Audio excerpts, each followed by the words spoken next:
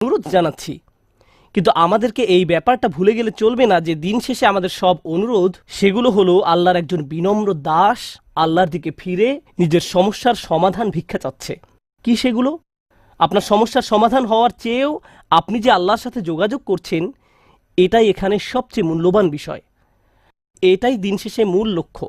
আপনি যে আল্লাহর সাথে কথাবার্তা যুক্ত হয়েছেন, এটাই দিন শেষে মূল লক্ষ্য।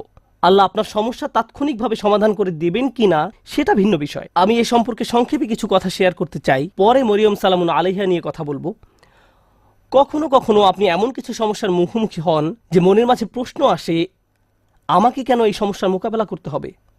আপনাদেরকে একটা কথা জিজ্ঞেস করি, ইউসুফ আলাইসাল্লাম তো ৮-৯ বছরের এক বালক ছিলেন মাত্র। শিশু মানেই তো নিষ্পাপ। একজন শিশু এমন কি করতে পারে যার জন্য সে কিডন্যাপ হতে পারে? একজন শিশু এমন কি অন্যায় করতে পারে যার কারণে সে কুয়ার মধ্যে নিক্ষিপ্ত হবে?